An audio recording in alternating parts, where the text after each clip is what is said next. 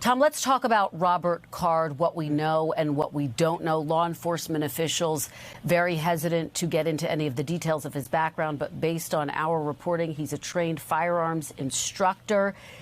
He was committed to a mental health facility for 2 weeks during the summer of 2023.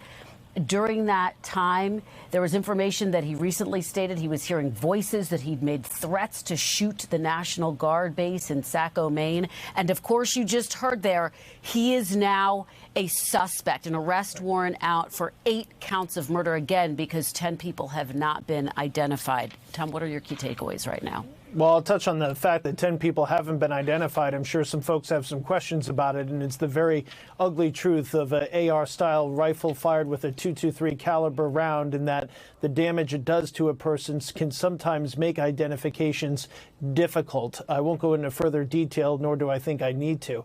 As far as this individual, Robert Card, you're looking at him on screen. You can see the way that he's holding his gun.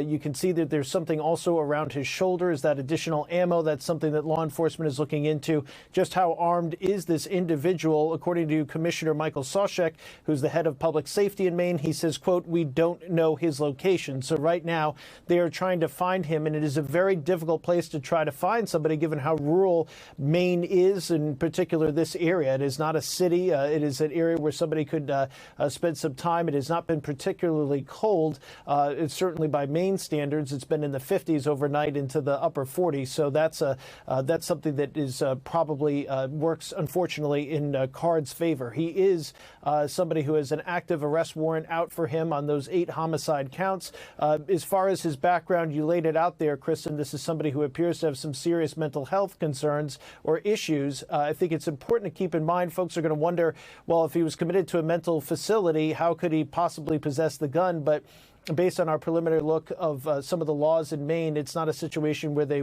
would have been lawfully able to get the gun from them. But as you heard Maine officials say, they're going to continue to look into this to try to figure out a specific timeline about his past, what was specifically said, were there any tripwires that should have been hit that would have made sure that this person did not possess a gun that could have done the damage that it did. But at this point, it appears that he did not run afoul of the law. But again, we continue to report on that. Something that was not said at the press conference, Kristen, that I think is important when we take a step back here for a moment and look at the totality of where we are in the world, given the tensions in the Middle East, given the racial tensions that sometimes occur as a result of the situation at the border because of the Middle East.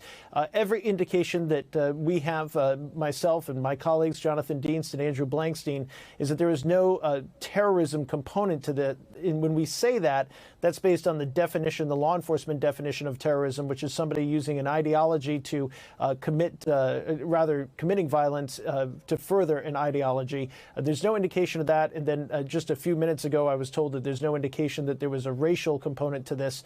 Most of the victims are white as well, and this individual is identified as white. So that's what we know about his background and the state of play in the investigation, which is very much unfolding, Kristen. Thanks for watching. Stay updated about breaking news and top stories on the NBC News app or follow us on social media.